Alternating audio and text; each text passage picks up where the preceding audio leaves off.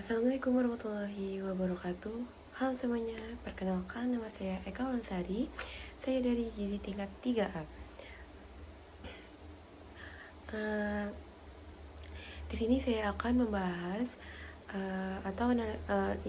ingin menganalisis artikel masalah tentang sistem pangan dan komoditas gizi strategi ketahanan pangan dari basis lokal atau integrasi prinsip permakultur dalam teknologi pangan yang berkelanjutan.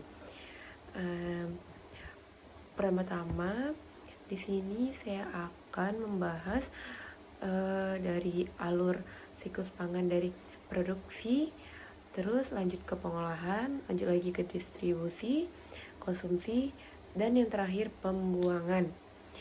Jadi dari produksi, tahap awalnya dalam siklus pangan berupa kegiatan produksi bahan pangan, baik itu hasil pertanian, peternakan, perikanan, dan lain-lain. Produksi ini adalah sumber utama pangan yang diperoleh dari lahan atau sumber daya alam secara berkelanjutan. Terus yang kedua, pengelolaannya. Di sini pengelolaannya melibatkan proses-proses seperti pengeringan, pengawetan, pengemasan, fermentasi, dan lain-lain bertujuan meningkatkan nilai tambah produk, memperpanjang umur simpan, serta menjamin keamanan dan kualitas pangan. Yang ketiga, distribusi. Yang dimana distribusi ini mendistribusikan ke berbagai pasar, toko, atau tempat konsumsi. Distribusi ini harus diterapkan sistem yang efisien dan aman agar pangan tetap terjaga kualitasnya sampai ke konsumen. Terus yang keempat, konsumsi. Tahap konsumsi ini adalah proses di mana pangan dikonsumsi oleh berbagai masyarakat sebagai sumber nutrisi dan energi. Konsumsi ini yang tepat dan seimbang berkontribusi pada status gizi individu dan masyarakat. Terus pembuangannya. Setelah dikonsumsi, limbah atau sisa-sisa panganan tidak terpakai akan menjadi tahap pembuangan. Misalnya melalui pengomposan atau pemanfaatan limbah organik untuk energi atau biogas. Gunanya meminimalkan dampak negatif terhadap lingkungan. Terus penjelasan berikutnya yaitu aktor dan tendangan. Aktor yang terlibat di kasus ini yaitu yang pertama masyarakat lokal dan tani, kedua kelompok wanita tani atau yang disebut KWT.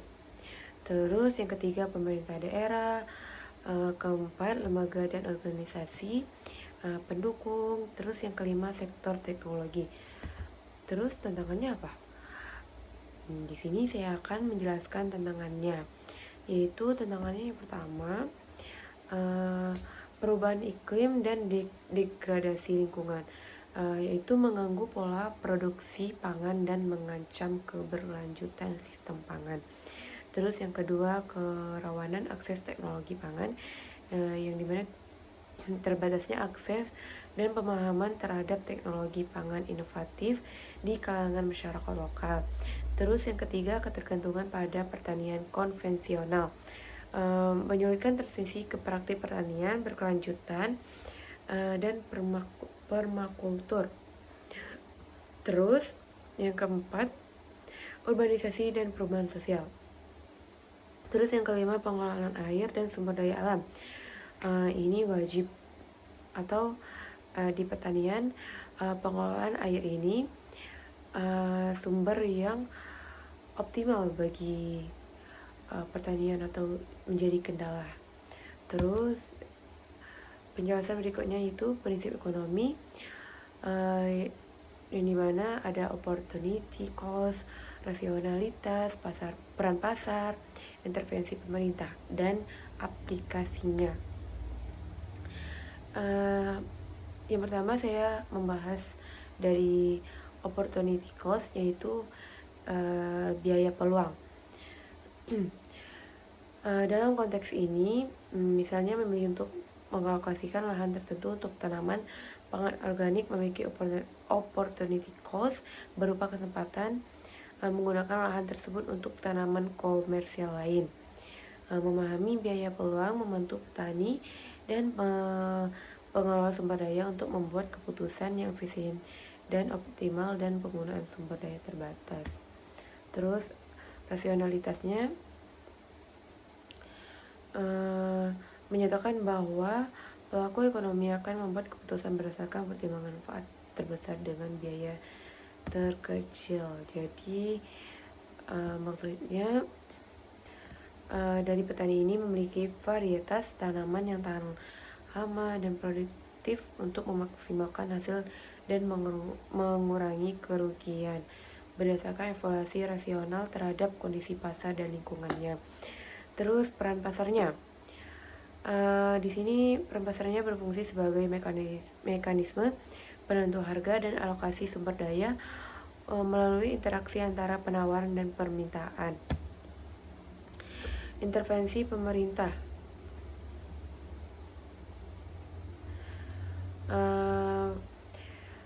Dalam melakukan intervensi ini yaitu untuk memperbaiki kegagalan pasar, menjamin stabilitas harga dan memastikan akses pangan bagi seluruh lapisan masyarakat.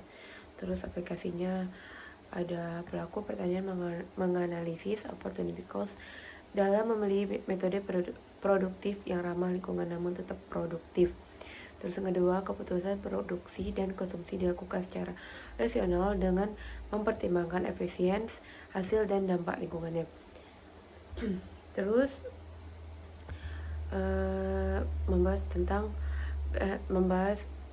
berikutnya membahas tentang eksternalitas positif dan negatif dengan isu global atau nasional, yang dimana di sini membahaskan inflasi, iklim, dan food waste-nya. Jadi yang sisi positifnya yaitu ketika satu aktivitas memberikan manfaat tambahan kepada pihak lain tanpa kompensasi, contohnya inovasi teknologi pertanian yang meningkatkan hasil panen sekaligus menjaga kelestarian lingkungan, atau praktik pertanian ramah lingkungan seperti permakultur yang meningkatkan kesuburan tanah dan keanekaragaman hayati di sekitar lahan pertanian. Terus sisi negatifnya apa? Di sini sisi negatifnya contohnya polusi dari kegiatan industri atau pertanian yang menyebabkan pencemaran udara dan air, atau limbah makanan yang menambah beban lingkungan dan menyumbang emisi gas rumah kaca. Terus hubungan dengan isu global dan nasionalnya itu dari inflasi,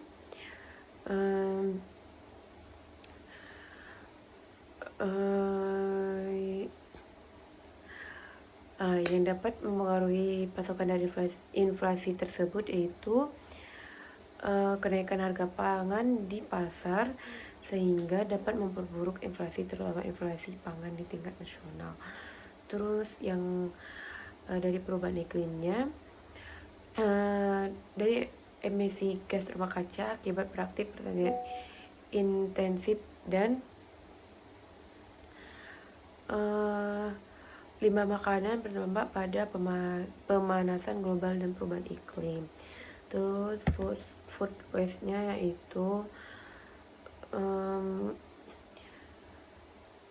kita memperlihatkan eksternalitas negatif nyata dengan menyumbang hilangnya sumber daya, peningkatan pencemaran dan emisi gas rumah kaca. Terus yang terakhir Terus ide program komunitas yang praktis, inovatif, dan relevan ini membahas tentang program komunitas kebun kota, terus koperasi pengelolaan limbah organik terpadu, terus program edukasi dan pelatihan pertanian berkelanjutan, dan yang terakhir pasar digital produk pangan lokal terintegrasi. Terus yang terakhir hasil analisis ajakan edukasi pangan sehat. Di sini saya ingin membahas hasilnya yaitu bahwa integrasi prinsip permakultur dengan teknologi pangan berkelanjutan dari basis lokal merupakan strategi efektif dalam meningkatkan ketahanan pangan.